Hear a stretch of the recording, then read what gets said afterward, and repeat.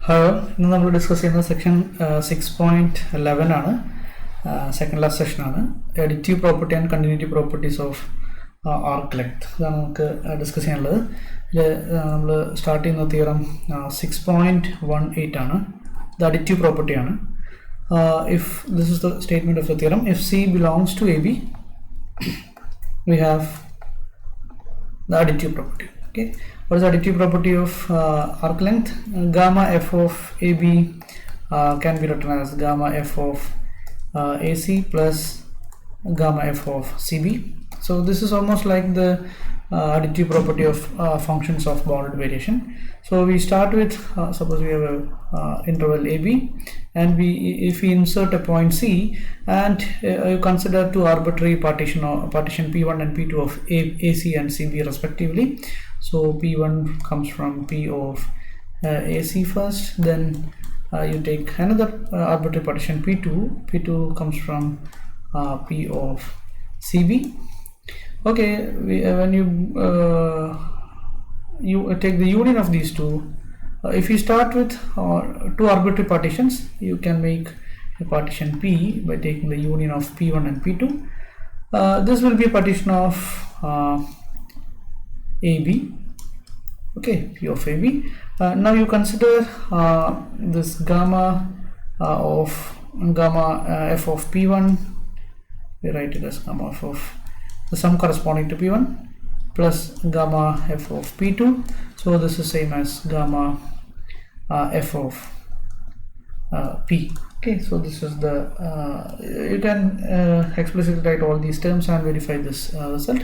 First you assume this f is rectifiable on AB. Okay, so if f is rectifiable on AB, then this is bounded. Set of all sums corresponding to f with the partition of P belongs to P of AB is bounded. So this can be this would imply that gamma f of P1 plus gamma f of P2 is always equal to gamma f of P, which is less than or equal to gamma f of AB. Okay, if this f is rectifiable on AB. So if this is finite, then you can say that for any partition this is finite. Okay, now this implies supremum gamma f of P1 is finite, as well as supremum of gamma f of P2 is an arbitrary partition of CB, is also finite. Okay, so what is the consequence of this? So from this you can say that gamma we can replace this by the corresponding supremum by varying this P1 arbitrary P1 from this P of AC. So we write gamma f of AC plus then take the supremum of this P2 and gamma f of CB, which is less than or equal to gamma f of AB. Okay, which shows that f is rectifiable on the subinterval AC as well as CB. On the other for the other inequality, we start with a partition P. Let P belongs to P of AB. Okay, now you write or insert C to the partition P, which is equal to T0, T1, etc. Tm. So if you insert C, then that will give two partitions. Therefore there exists P1, and P1 belongs to P of AB, and P of AC, and P2 belongs to P of CB. Okay, so if you assume this f is rectifiable on AC and CB, we can get that the other inequality gamma f of this P can be written as gamma f of P1 plus gamma f of P2. Okay, so we know that this is less than or equal to gamma f of AC plus gamma f of CB. Okay, since P1 is a partition of AC and P2 is a partition of CB.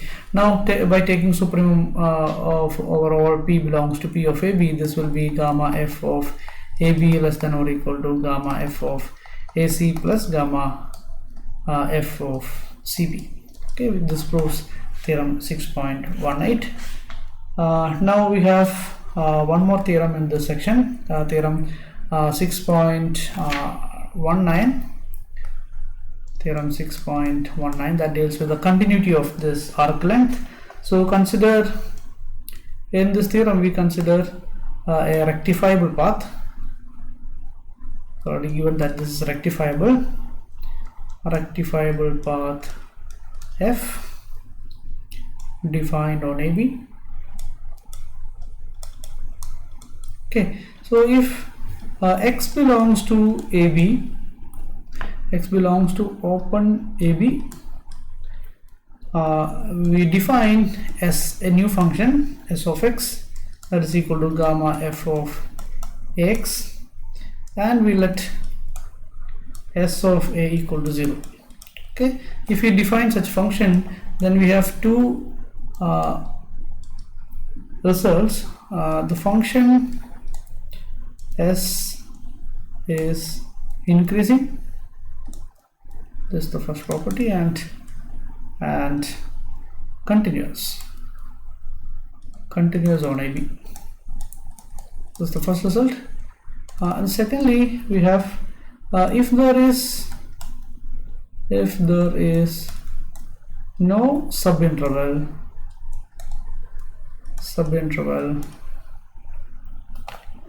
of AB on which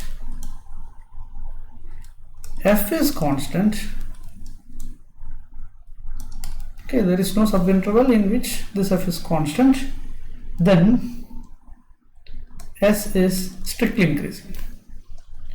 S is strictly increasing. This is the theorem 6.19. So we start proving 1.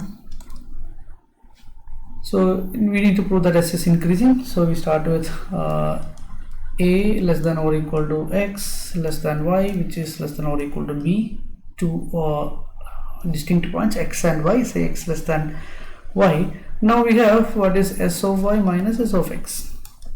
This is equal to gamma, by definition this is equal to s of y is gamma f of ay minus gamma f of x, but we know that this is a and this is b. If you choose x and y from this, you can say that gamma ay minus gamma ax will be gamma of xy. So this will be gamma f of xy using the additive property. So this is always greater than or equal to 0. We know that any gamma f is a supremum of norms. This is always greater than or equal to 0. So this proves s of y or s of x is less than or equal to s of y. So x less than y implies s of x less than or equal to s of y. That is, s is increasing. So this is the function so defined as increasing. Now next we need to prove that this s is also continuous. Before we proving this, we will prove before proving the continuity, we will prove the second case. What is second case? If we need to prove that this fs there is no interval in which f is constant. Okay, then f is strictly increasing. So we will prove the contrapositive of this. If this f, suppose f is s of x, we need to prove that s of x is strictly increasing. Suppose that f of x is not strictly increasing. Okay, so that is not p.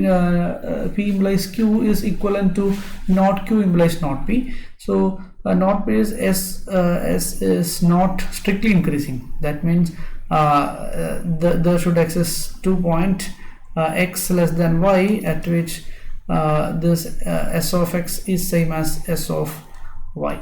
Okay, we know that for if we have any 2 points x and y here, and we know that s of x is same as s of y. Then if you take any points inside this, those quantities will be equal to this the same thing. Okay, so we know that this s of y minus s of x, that is equal to 0. That implies gamma f of x comma y, we have already proved that these two things are same, so that will be 0. Okay, if this is 0, then that would imply vk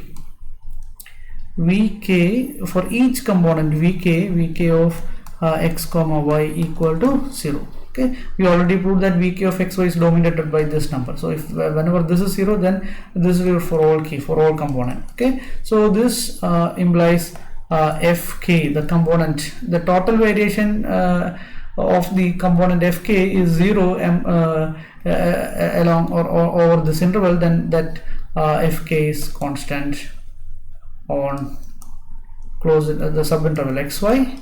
So that implies this is true for all k equal to 1 to n. Then we have f is constant on subinterval xy.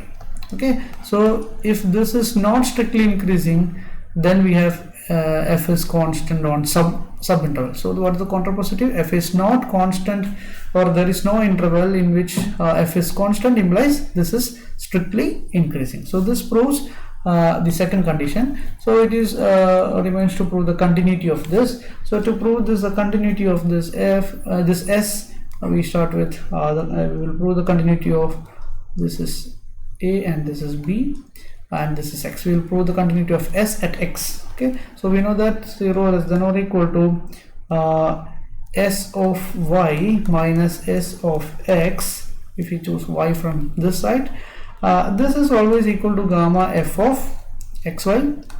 It's already seen, which is less than or equal to, by previous theorem, this is k equal to 1 to n vk of xy. So this is from the theorem discussed in the last day's class. So if you consider this, we can say that since f is continuous, we are discussing the path for a continuous function f. Then if f is continuous, implies each component is continuous.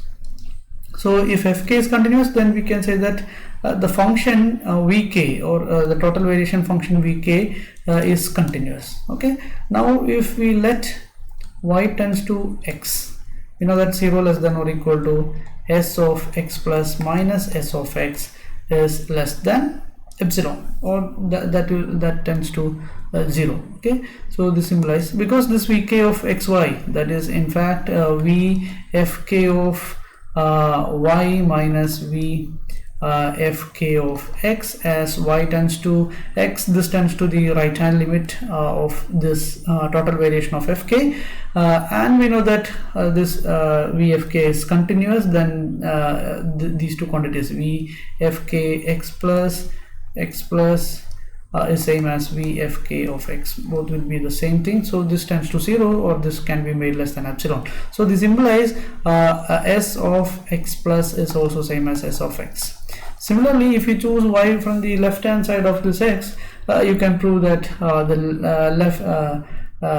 left hand limit of s at x is same as s of x. Okay, so this proves the continuity of s as well. So this proves theorem 6.19. Okay, in the next class we will discuss the last session of the module 6.12, equivalence of paths and change of parameters. Thank you.